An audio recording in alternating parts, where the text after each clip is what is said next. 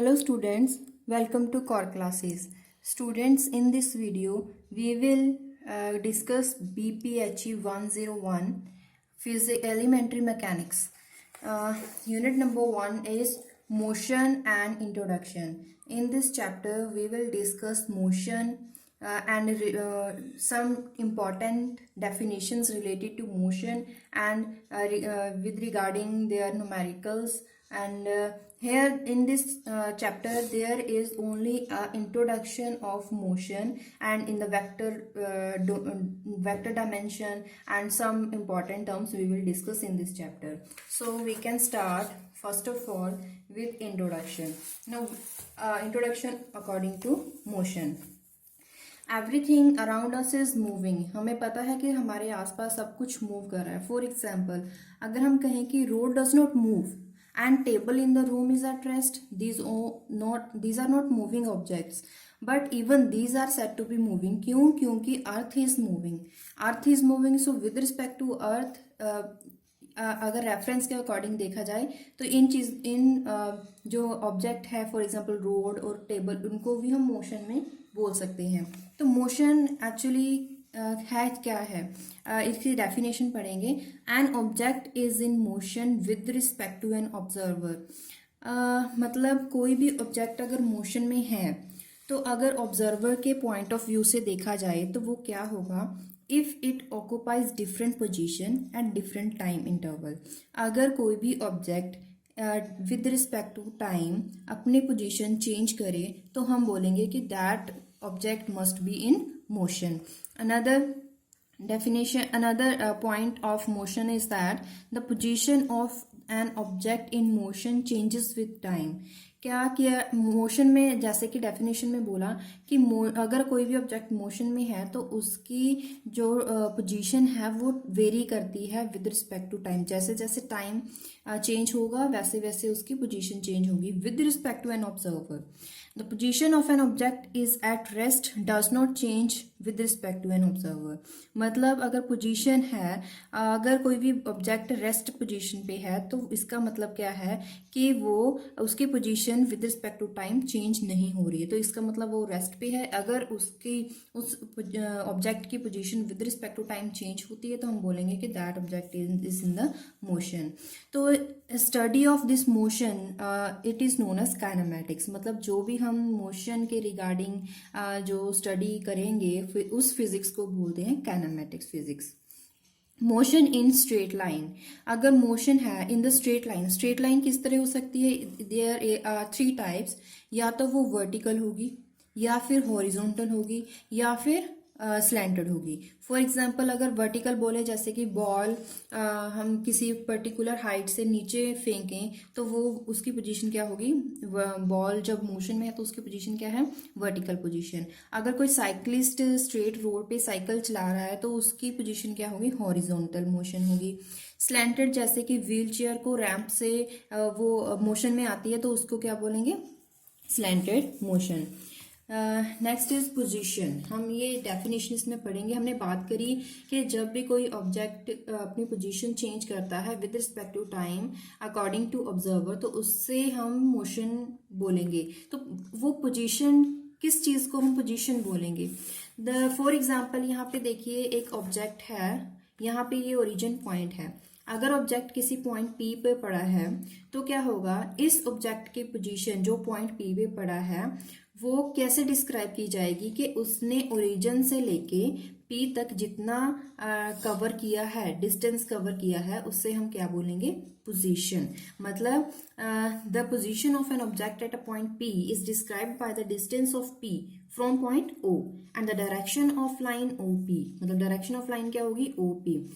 इसे हम डिस्टेंस को सपोज करिए कि हमें एक्स से डिनोट कर सकते हैं. वन डायमेंशनल मोशन क्या होगी, अगर मोशन सिर्फ एक ही डायमेंशन में हो, या तो सिर्फ एक्स एक्सिस पर या अकॉर्डिंग टू सिर्फ वाई एक्सिस या फिर जेड एक्सिस. अगर ये एक ही डायमेंशन में हो तो एक ही डायरेक्शन में हो तो हम इसे वन डायमेंशनल मोशन कहेंगे. Position is a place where someone or something is located. मतलब इसके अनदर डेफिनेशन है इजी वर्ड्स में कि पोजीशन वो जगह है जहां पे कोई भी चीज लोकेट है. For example sitting in a position. अगर कोई अपनी चेयर पे बैठा है तो उससे उसकी पोजीशन कहेंगे। कौन सी पोजीशन है? ये सिटिंग पोजीशन है। नेक्स्ट टर्म आती है डिस्टेंस। नाउ अभी हमने कहा कि पोजीशन मतलब अगर कोई ऑब्जेक्ट एक पॉइंट से दूसरे पॉइंट तक डिस्टेंस कवर करता है। अभी डिस्टेंस क्या टर्म है? Distance travelled bye an object in a given time is the total length of actual path. मतलब हम एग्जाम्पल के साथ समझेंगे। सपोज कीजिए कोई ऑब्जेक्ट है, पोजीशन ए पर पड़ा है, ये उसकी इनिशियल पोजीशन हो गई। उसके बाद वो बी पॉइंट पे पहुंचता है, वापस उसी रास्ते से वापस आता है, सी पॉइंट पे पहुंचता है। तो इसका डिस्टेंस क्या होगा? ए से लेकर बी, बी से लेकर सी तक। तो ये जो पूरा लेंथ है उसे क्या बोलेंगे? इसको ज्वाइन कर दिए, ये total length is equal to distance. Distance is equal to A B plus B C. मतलब जितना ऑब्जेक्ट ने इनिशियल पोजीशन से लेकर फाइनल पोजीशन तक डिस्टेंस मतलब लेंथ कवर की है, उस पूरी लेंथ को, उसकी मेजरमेंट को बोलेंगे कि ये डिस्टेंस है। It depends upon path forward. जैसे कि हमने बोला, it depends upon path forward by object, और उसकी ये हमेशा एक नंबर वैल्यू देगा। तो it is a scalar property. इसका डायरेक्शन नहीं है, इसका मैग्नीट्यूड हम ले सकते हैं लेकिन इसकी डायरेक्शन नहीं है। That's why it is known as scalar quantity. Next term आ जाती है डिस्प्लेसमेंट। डिस्प्लेसमेंट क्या होगी? ये डिस्टेंस की तरह ही है लेकिन यहाँ पे थोड़ा सा डिफरेंस है। Displacement of an object in a given time interval क्या होगा कि time from initial time and final time तक जितनी उसने डिस्टेंस जितना उसने लेंथ चेंज है, जो भी उसमें चेंज आया है, it is in the position is known as displacement. मतलब क्या है कि जो डिस्टेंस था उसमें क्या था कि इनिशियल पोजीशन से लेकर फाइनल पोजीशन तक जितनी लेंथ होगी उसको बोलेंगे इट इज द डिस्टेंस। लेकिन डिस्प्लेसमेंट में क्या है कि ड्यूरिंग द टाइम इंटरवल कितनी पोजीशन में कितना चेंज आया है, it is known as displacement. मतलब distance is the sum of total length covered by an object and displacement is the change in the position of the object at a particular time.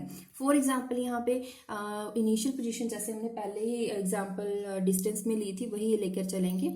Suppose कीजिए object A position पे है, फिर वो उसने distance उसकी position B point पे आती है, तो फाइनल पोजीशन वो बैक पोजीशन में आता है तो उसकी पोजीशन हो जाएगी फाइनल सी। तो डिस्प्लेसमेंट क्या होगी?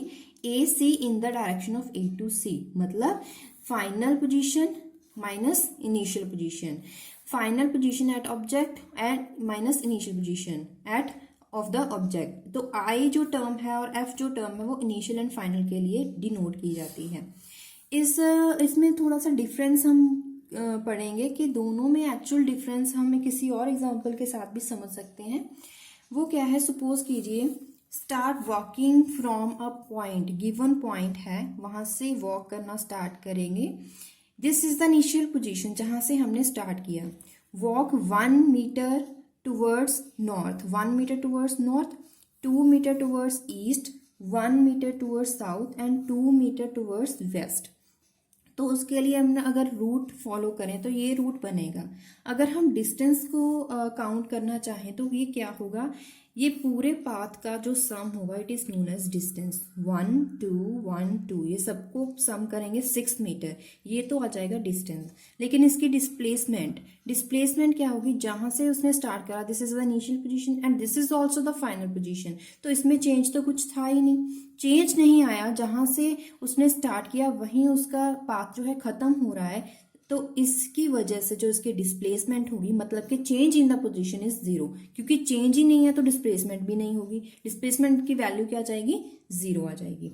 इसके रिगार्डिंग हम डिस्टेंस और डिस्प्लेसमेंट के रिगार्डिंग हम कुछ क्वेश्चंस सॉल्व करेंगे। सबसे पहले हम मोशन की, यहाँ पे आपके पास कुछ क्वेश्चंस हैं। फिलिंग द ब्लैंक्स क्या है? हमें पता कर वर्ड्स पुट करने हैं according to the given situation. A parachute falls from an aircraft, it is dash with respect to ground. अगर कोई पैराशूट फॉल कर रहा है टूवर्ड्स द अर्थ तो विद रिस्पेक्ट टू ग्राउंड वो क्या होगा? वो मूव कर रहा है। And with respect to packet attach to it, मतलब जो उसमें पैराशूट में कोई पैकेट अटैच है तो उसके अकॉर्डिंग वो क्या पोजीशन होगी? Rest position. क्यों होगी? क्योंकि वो दोनों ही उनकी जो पोजीशन है वो सेम है, दैट्स वाई उसके दोनों के विद रिस्पेक्ट वो क्या हो जाएगा? Rest position. Another question is, a bowler holds the ball as he runs up to the ball. The ball is at rest with respect to, ball rest क्यों है? अगर दोनों मोशन में, बॉल भी मोशन में है और बॉलर भी मोशन है, तो bowler is at rest with respect to the bowler and moving with respect to the ground, ground के according. These are the reference point. Reference point के व्यू के रिगार्डिंग हम ये देखेंगे कि कोई ऑब्जेक्ट मूव कर रहा है या फिर वो रेस्ट पे है.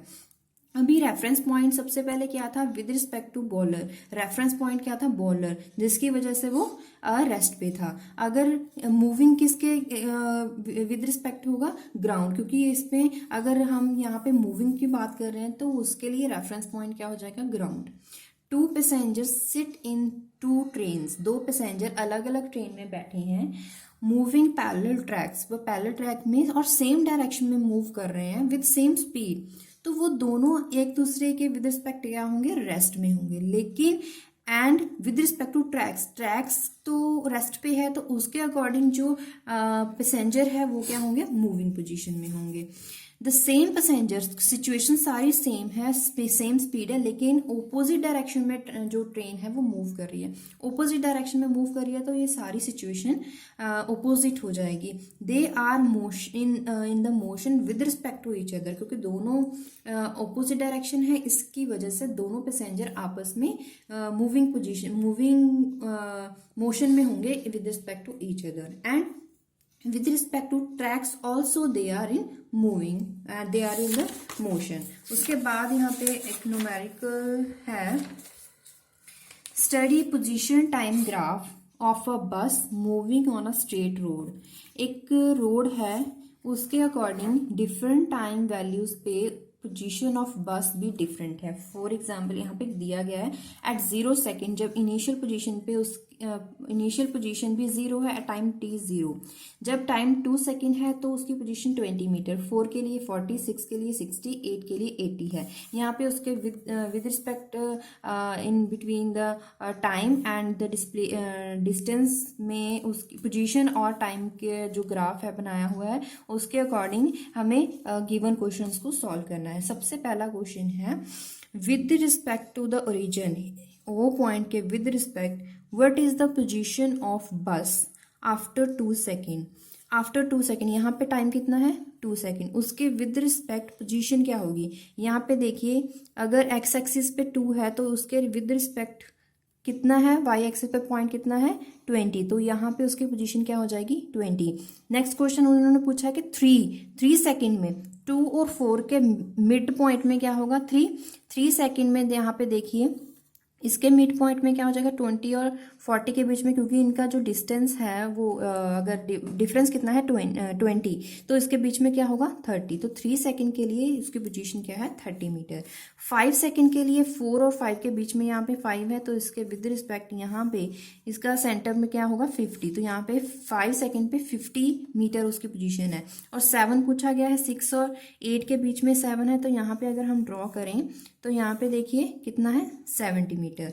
नेक्स्ट क्वेश्चन है, what is the distance travelled by bus in first 4 second.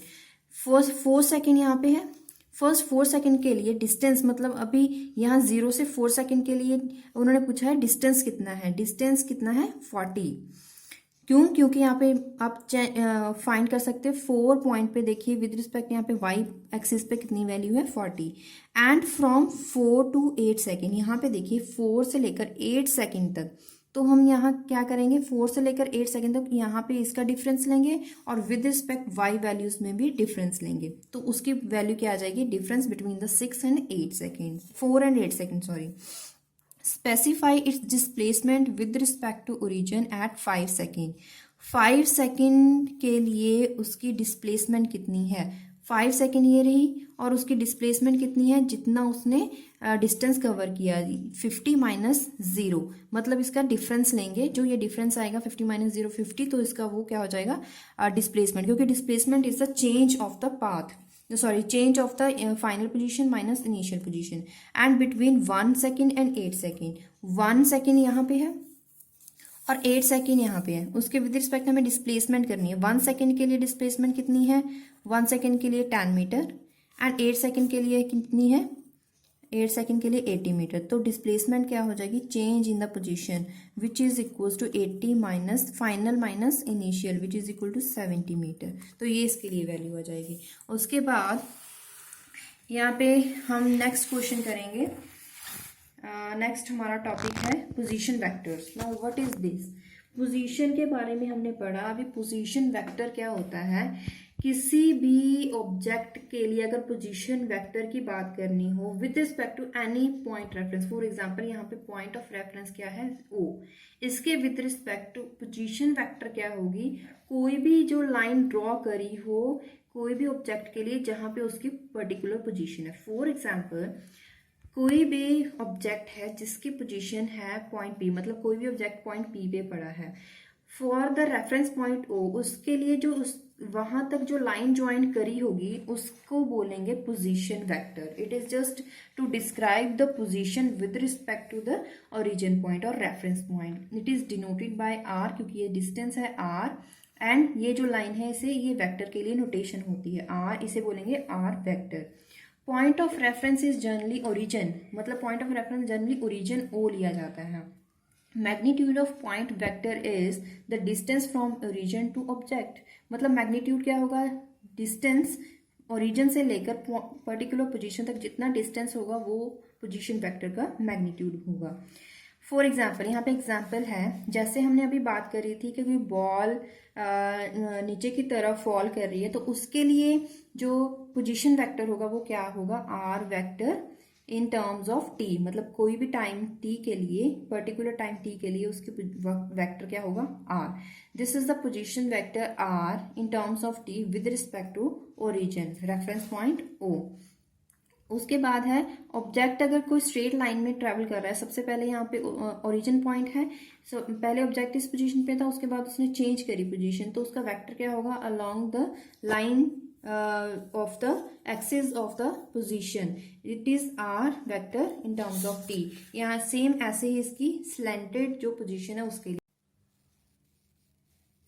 Position vector को यूनिट वेक्टर की टर्म्स में अगर वो x एक्सिस में है तो उसे हम यूनिट वेक्टर i कैप लिखेंगे, अगर y एक्सिस में है तो इसे डिनोट करेंगे z यूनिट वेक्टर से, और z एक्सिस के है तो वो किसके साथ डिनोट करेंगे, k कैप, मतलब i cap, j cap, k cap for x axis, y axis and z axis respectively. अगर वो नेगेटिव कोऑर्डिनेट्स हैं तो उसके लिए जस्ट यहाँ पे जो यूनिट वेक्टर है वो भी नेगेटिव हो जाएंगे। तो इसके रिगार्डिंग आपकी बुक में कुछ क्वेश्चंस हैं जिसे हम सॉल्व करेंगे। Express the following vectors in unit vector notation by choosing appropriate unit vectors. First is vector of magnitude 3 units along positive x-axis। 3 unit मतलब उसका मैग्नीट्यूड तो हम यहाँ पे लिख देंगे 3। अभी along पॉजिटिव है तो नेगेटिव लगाने की जरूरत नहीं है, तो पॉजिटिव है उसे लिखने की जरूरत नहीं। एक्स एक्सिस है तो यहाँ पे एक्स एक्सिस के रिगार्डिंग कौन सा यूनिट वेक्टर आएगा, I unit vector. Vector of magnitude 5 तो हमने लिख दिया 5। Unit along the positive y axis के रिगार्डिंग कौन सा यूनिट वेक्टर आएगा, j, तो आंसर है 5j। Vector of magnitude 2 and positive z axis, magnitude 2 तो 2 लिख दिया, पॉजिटिव z एक्सिस के लिए यूनिट वेक्टर कौन सा होगा, k cap. Vector of magnitude 3 तो 3 लिख दिया, अलोंग द नॉर्दर्न डायरेक्शन, तो नॉर्दर्न डायरेक्शन कौन सी होगी हमें नहीं पता है, तो इसके लिए हमने n इसके टर्म ले ली, n first letter n cap लिख दिया। For vector of magnitude 4 units along eastern direction, तो इसके लिए E कैप लिख देंगे, 4E कैप। उसके बाद next topic is displacement vector. Displacement is a vector that points from initial position of an object to the its final position। Means जैसे for example यहाँ पे ओरिजिन पॉइंट क्या है, it is O। सो यहाँ पे अगर पोजीशन ऑफ ऑब्जेक्ट P है तो इसके रिगार्डिंग वेक्टर की नोटेशन क्या होगी, R1 यूनिट, R1 वेक्टर। तो अगर उसकी पोजीशन है P2 तो उसके रिगार्डिंग क्या होगी, with respect to P2 R2 vector. तो डिस्प्लेसमेंट क्या होता है, change in the distance, change in the distance at the final position minus the position at initial time, मतलब distance between the final position minus initial position। तो उसमें जो difference होगा उसे हम बोलते हैं डिस्प्लेसमेंट। सेम ऐसे ही हम करेंगे डिस्प्लेसमेंट वेक्टर में। The magnitude of displacement vector is proportional to the length of straight line joining the 2 points. मतलब जो straight line, it is just a straight line which joining 2 points और any if it is whether it is from origin to particular position or between the two positions. So between two positions the change is known as delta r vector. Displacement हम कैसे लिखेंगे? from P1 to P2 delta r is equals to final position, final distance minus initial position, r2 vector minus r1 vector. इसका मतलब क्या है कि किसी भी टाइम, पर्टिकुलर टाइम t1 पे उसकी पोजीशन r1 थी एंड टाइम जो t2 था उसके विद रिस्पेक्ट इसकी पोजीशन क्या थी? r2. It means that the displacement of an object from time t1 to t2 it is the change in its position with respect to time. तो वो change of time क्या होगा? t2 minus t1. मतलब जो जैसे कि हमने definition according to position पढ़ी, क्या थी? Final position minus initial position. ऐसे ही उसका time interval change in the time is equal to final time minus initial time interval. तो जैसे हमने बात करी थी हॉरिजॉन्टल पोजीशन, हॉरिजॉन्टल डिस्टेंस की बात करी थी और वर्टिकल मोशन, स्लैंटेड मोशन, ऐसे ही हम उसके रिगार्डिंग उन्हीं 3 मोशंस को लेकर हम डिस्प्लेसमेंट वेक्टर ड्रॉ करेंगे. फॉर एग्जांपल यहाँ पे वर्टिकल पोजीशन में क्या थी? उसकी पोजीशन r1 वेक्टर है, तो उसने total distance from r1 distance और यहाँ तक फ्लोर तक पहुंचने के लिए उसका डिस्टेंस कितना था? r2. तो चेंज कितना हो गया? Final minus initial. ऐसे ही हम अगर हॉरिजॉन्टल में देखें, यहाँ पे एक्स एक्सिस है, हॉरिजॉन्टल पोजीशन में देखें तो क्या होगा? ये जो ऑब्जेक्ट था उसकी पोजीशन डिस्टेंस ने r1 कवर किया, r1 से लेकर r2 डिस्टेंस कवर किया. उसके बाद अगर हम इस छोटा सा चेंज पढ़ेंगे तो वो चेंज क्या होगा? Final minus initial, r2 minus r1. Same as it is similarly यहाँ पे भी वैसे ही r2 माइनस r1. मतलब तीनों टाइप्स ऑफ मोशंस के लिए it is equals to final position minus initial position.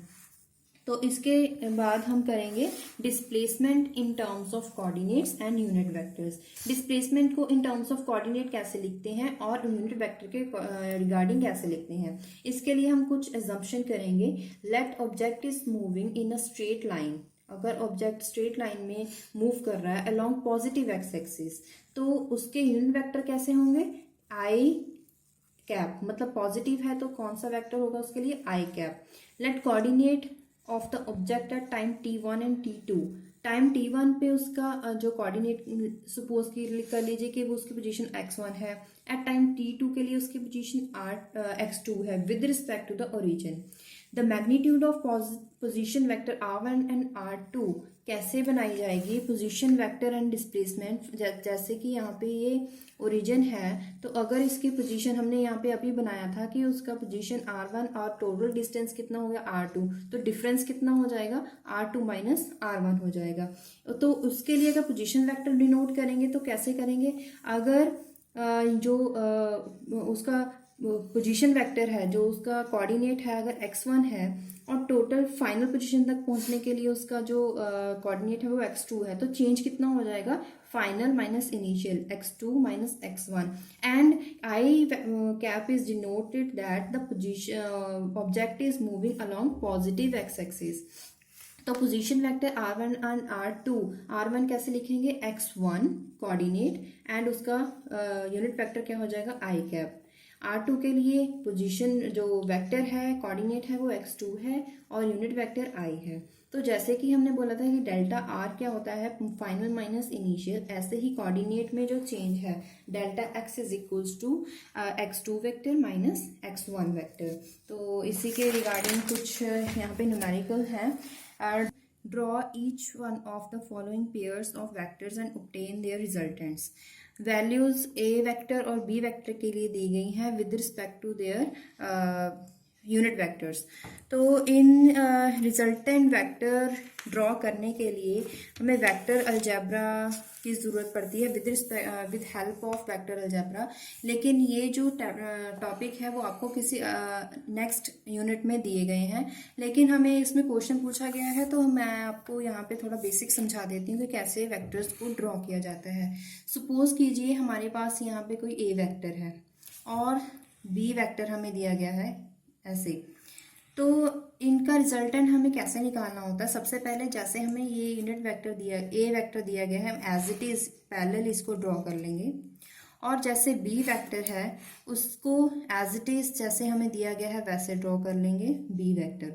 लेकिन जब हमें इसे ए वेक्टर और बी वेक्टर को ज्वाइन करते हैं तो इस तरह से करना होता है कि जो ए वेक्टर है और जो बी वेक्टर है उसका जो हेड और टेल मैच होना चाहिए। हेड और टेल मीन्स जो ये एरो होता है उसे हम हेड बोलते हैं, ये टेल होता है, इसके लिए ये हेड होगा, ये टेल होगा। तो ए वेक्टर का जो हेड है वो बी वेक्टर के टेल से मैच कोइंसाइड होना चाहिए। तो यूनिट वेक्टर जो रिजल्टेंट वेक्टर है वो कैसे ड्रॉ करते हैं, वो क्या होता है कि जो ए वेक्टर है उसका टेल और बी वेक्टर के हेड के साथ मैच करना चाहिए। This is equals to A vector plus B vector means जो एक वेक्टर है उसके टेल के साथ टेल मैच करनी चाहिए और दूसरे वेक्टर के हेड के साथ हेड मैच करना चाहिए। मीन्स कि अगर हमने ये ए ड्रॉ किया है तो दूसरा वेक्टर कैसे ड्रॉ करना होता है कि जो एक वेक्टर का जो ए वेक्टर का यहाँ पे हेड है उसका दूसरे वेक्टर के टेल के साथ उसको ज्वाइन करना होता है। और जो रिजल्टेंट वेक्टर होगा, रिजल्टेंट वेक्टर में क्या होता है, एक वेक्टर के टेल के साथ उस वेक्टर का टेल मैच करना चाहिए, ज्वाइन करेंगे। और जो बी वेक्टर है उसके हेड के साथ रिजल्टेंट वेक्टर का हेड मैच होना चाहिए। जैसे कि अभी हमें एग्जांपल दी गई है, यहाँ पे है first question, a is equals to 6i cap and b is equals to 8j cap. लेकिन यहाँ पे तो यूनिट वेक्टर दिए गए हैं तो उसके अकॉर्डिंग जो a वेक्टर है दिस इज 6i कैप, तो हमने यहाँ पे ड्रॉ कर लिया 6i कैप। दूसरा है b 8j कैप, मतलब y एक्सिस पे है तो हमने यहाँ पे ड्रॉ कर लिया 8j कैप। लेकिन इसका हेड और टेल कहाँ होगा, a वेक्टर के टेल के साथ b वेक्टर का हेड होना चाहिए। और हमने जब ऐसे ड्रॉ कर लिया तो रिजल्टेंट वेक्टर ए वेक्टर के हेड के साथ रिजल्टेंट का हेड और जो बी वेक्टर का टेल है उसके साथ रिजल्टेंट का टेल मैच हो गया। तो ऐसे ड्रॉ करते हैं हम जो रिजल्टेंट वेक्टर ड्रॉ करेंगे। उसके बाद नेक्स्ट क्वेश्चन है 2 part, C vector is equal to 4j unit vector and D is equal to -3i cap. इसके लिए हम सबसे पहले 3, जैसे कि हमने y एक्सिस पे है तो 3y 4j कैप हमने ड्रॉ कर लिया, इसका ये हेड हो गया या नीचे टेल हो गया। तो जो दूसरा वेक्टर है d उसको कैसे ड्रॉ करेंगे, c वेक्टर के टेल के साथ d वेक्टर का हेड ज्वाइन करेंगे। उसके बाद जो रिजल्टेंट होगा वो कैसे ड्रॉ करेंगे, जब इसको ज्वाइन करेंगे तो एरो कहाँ पे डालेंगे, जिसमें सी वेक्टर के हेड के साथ रिजल्टेंट का हेड मैच करेंगे और दूसरे वेक्टर के टेल के साथ रिजल्टेंट वेक्टर का टेल मैच कर देंगे। Next question 3 part is B vector is equal to -4j cap, A vector is equal to 4i cap. यहाँ पे हमने ड्रॉ कर लिया a4i कैप, यहाँ पे मैंने इसका हेड ड्रॉ कर दिया। दूसरा वेक्टर कैसे ड्रॉ करेंगे, j कैप है तो मैंने ऐसे y एक्सिस के अलोंग इसकी लाइन ड्रॉ कर दी। लेकिन इसका जो a वेक्टर का हेड है उसके साथ क्या ज्वाइन करेंगे, b वेक्टर का टेल एंड उसका एरो दूसरी तरफ डाल देंगे। तो उसका रिजल्टेंट वेक्टर कैसे होगा, a वेक्टर के टेल के साथ टेल मैच कर दी और b वेक्टर के हेड के साथ हेड मैच कर दिया। This is resultant vector a vector plus B vector. Next part is B vector is equals to 2i cap, c vector is equals to 3i cap. ये दोनों ही vector along x axis draw करेंगे। लेकिन कैसे draw करेंगे, suppose यहाँ पे मैंने ड्रॉ कर दिया B vector is equals to 2i cap, तो दूसरा जो वेक्टर है वो भी पॉजिटिव एक्स एक्सिस के साथ है। लेकिन हम ड्रॉ कैसे करेंगे, जो ए बी वेक्टर है उसके हेड से लेकर उसकी हेड से टेल मैच होगी और दूसरी तरफ क्या हो जाएगा, उसका हेड हो जाएगा। लेकिन जो यूनिट रिजल्टेंट वेक्टर होगा वो कैसे ड्रॉ करेंगे, एक वेक्टर के टेल के साथ टेल और दूसरे वेक्टर के साथ जो हेड है उसके साथ पैरेलल पोजीशन में, मतलब ये वेक्टर्स क्या होंगे आपस में पैरेलल पोजीशन में। क्यों, क्योंकि बी और सी वेक्टर का जो यूनिट वेक्टर था उनकी डायरेक्शन सेम थी। Next is B vector is equal to -4i cap and C vector is equal to i cap. इसमें जो बी वेक्टर है वो हमने ड्रॉ कर दिया नेगेटिव एक्स एक्सिस के along, b is equal to -4i, तो इसका ये एरो हो गया। दूसरा जो वेक्टर है उसमें हम क्या करेंगे, जो बी वेक्टर का है उसके हेड के से लेकर हम उसकी टेल ज्वाइन करेंगे और ये हो जाएगा हमारे पास एक unit along positive x axis C vector is equal to i unit vector. तो इसका जो रिजल्टेंट होगा बी वेक्टर के टेल के साथ और जो दूसरा वेक्टर है उसके हेड के साथ हम मैच करेंगे, which is equals to B vector plus C vector. तो ये पैरेलल क्यों है? क्योंकि इनके जो यूनिट वेक्टर है वो सेम है along x axis. One is along positive x axis and other is along negative X axis. तो इसके साथ हमने इस यूनिट के सारे टॉपिक्स डिस्कस कर लिए हैं। तो हमने इसके साथ जो न्यूमेरिकल्स भी आपकी बुक में पूछे गए थे वो भी हमने डिस्कस किए हैं। अगर इसके अलावा आपको कोई टॉपिक डिस्कस करना है तो आप कमेंट बॉक्स में लिख सकते हो। Any query regarding this video you can ask in comment box. अगर आपको ये वीडियो थोड़ी सी भी हेल्पफुल है तो प्लीज़ इस चैनल को सब्सक्राइब करें, लाइक करें और शेयर करें। हम यूट्यूब के साथ साथ हम व्हाट्सएप ग्रुप और इंस्टाग्राम एंड ट्विटर पर भी अवेलेबल है, फेसबुक पर भी अवेलेबल है। आप हमें फॉलो कर सकते हैं। So keep watching this channel. Thank you.